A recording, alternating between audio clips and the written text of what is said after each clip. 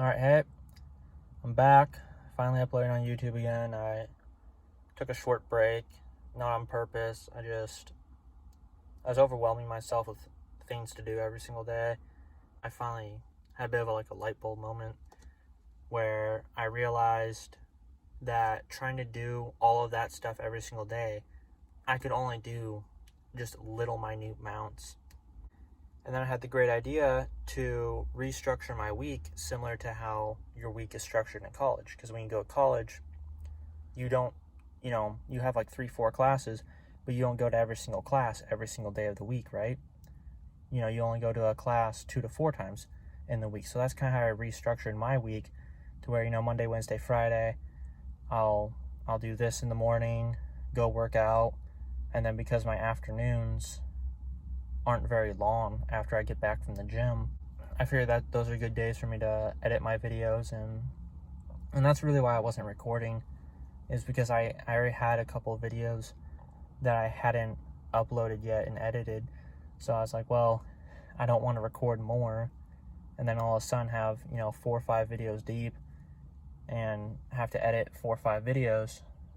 So yeah, it sucks. I want to bring you guys along in the journey, and I want to make sure to record all the major changes. And a lot of major changes have happened since I last uploaded. I got them all noted down, so hopefully I won't forget anything. So really, the most important update since I've last uploaded is my tight muscles have definitely gotten a lot better. I can feel it when I do my drills. I can, especially hurdle mobility. Hurdle mobility recently has been feeling much better. My hips pop significantly less than what they were when I first started it. Right, in the last video I mentioned some foot pain. Thankfully I figured out what that was. That was just tight muscles again. Just like my, shin splints was just tight adductors pinching a nerve. Evidently the foot pain was the same thing, because as soon as I would massage out my adductors, I would feel my foot pain go away. And recently, I'm not even sure if it's necessarily the adductors that are the cause of their own tension. I don't know if weak glutes are causing the tight adductors. I don't know. I don't completely know what's going on. I'm gonna try and go see someone about it. I got recommended from my old college coaches. They recommended this guy. I forgot his name, but he I think he was a chiropractor for the past 4 Olympic teams, so really legit guy. He doesn't really cost that much either, just to go see him, and he's really good apparently at what he does. So I'm gonna go see him. Hopefully he can dial in what's causing the tightness, because that's a whole separate issue. Finding the tightness is good, and that's the first part, is finding out what's tight, but then what causes the tension is also a huge piece of it. Actually finding the cause is kind of difficult sometimes. So hopefully you can help me out with that. And I'm still working on that, but a big change is the warm-ups and how I'm cycling through the exercises, because I found that cycling exercises is really important for me, not only to keep me mentally engaged in workouts, and it just makes me excited to go to the gym when I'm doing different workouts each week, but I also found that for muscle development, it's been really good for me, just because I'm constantly changing the angles and the exercises that I'm using. For example, I never used to do bent over rows for lats. I never did seated rows for lats. And now that I've done it, I feel like my lats are benefiting greatly from doing that, just because they're getting hit in angles that they've never been hit in before. And I feel like my lat development's gone better, and just my entire back development's gone better. So I really like doing that. And then the biggest change really since the last video is I finally got regular squats back in. The place I was messing up is I wasn't pushing out when I would squat. I was reading stuff online talking about keeping the knees in line with the toes and letting the knees track over the toes and whatnot. So I was trying that stuff out, and nothing was working. And then I finally went back to what Matt Wenning was saying. And I don't know why I ever go against Matt Wenning. I mean, the dude has crazy lift numbers, crazy longevity in weightlifting. Very knowledgeable guy. I really like Matt Wenning's YouTube channel. He's got some of the best information out there, I feel, right now. From what I know, which isn't much, but, you know, take whatever I say with pretty much a grain of salt. But I really like Matt Wenning and his channel, and he talks about pushing out and staying on the outsides of your feet when you squat.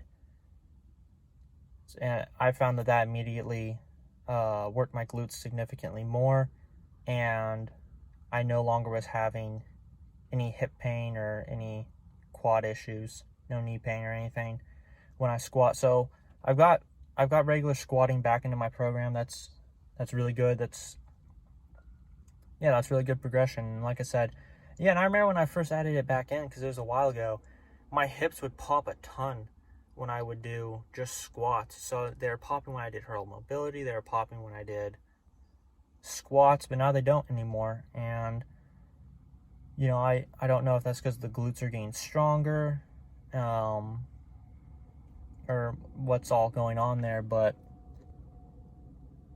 you know, every week I feel myself improving. I'm getting a little bit better every single week in some way.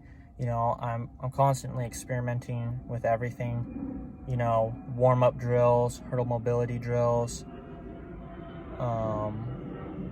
you know, lifting, sprinting, accelerations. You know, I got my accelerations feeling better. And, you know, everything I'm doing, I feel myself improving every single week in some way. You know, just today, it's a deload week this week. And, you know, even though it's a deload week, it's still a week for me to improve, and that's exactly what I did. I found that with hurdle mobility, I wasn't really using my glutes to get over the hurdles. I think I was using just my calves primarily, and I think I was kind of sitting down almost when I was going over the hurdles, because I found that I'd whack the hurdles a lot as I was trying to go over them. And so today I focused on using my glutes to get me over the hurdles, and the 33-inch hurdles felt significantly easier. So last week my hips felt better with less popping and just going over the hurdles easier in general. And then today I went over the hurdles even easier again from actually using my glutes. So, you know, that's a huge change. And then today I forgot to record it, and that's irritating because I need to make sure and record things. But the squat throws, those felt good today. I just felt myself getting to the right angles a lot better when I would execute that drill. And I need to progress those as well. You know, I need to improve my program significantly. You know, my progression has been very, very slow, and you know, I've been doing squat throws forever now, and I still have yet to try single hop squat throws and whatnot from Charlie Francis. Now I go off his website, the GPP video. So, you know, and my GPP's really been dragging on, but you know, I've still got a long ways to go. I'm still improving. There's a lot to learn. There's a lot to review, because you know, I was rewatching the GPP video from Charlie Francis, and he was saying things I completely forgot, and I noted down in my journal and everything. And it was really important things that just completely slipped my mind with my program. And I was like, man, how could I forgot that? So, you know, just getting better every single week. You know, we're still in the rebuilding phase, but we're getting better. We're getting closer to being able to just train without worrying about tightening up our hips and potentially injuring ourselves and all that. You know, I'm still working on improving my muscle imbalances. You know, getting the quad to hamstring ratio better. You know, my hamstrings are significantly stronger than what they were earlier in the year. I think my glutes are getting stronger. You know, my abs are getting stronger. I've really been focusing on the contraction of my abs. My back is stronger. You know, my technique's improving, and all of this is just getting us a little bit closer, you know, to getting back to being able to sprint at top speeds again. And I'm hoping to get to a meet before summer's over. And I really need to get on the track, and I need to get through at least an 8-week SPP. That's my plan, at least. And I want to spend some time sprinting at top speed. And I'm going to record my flying 30. That's really the goal. Before summer's over, that's the goal for sure, is at least time of flying 30.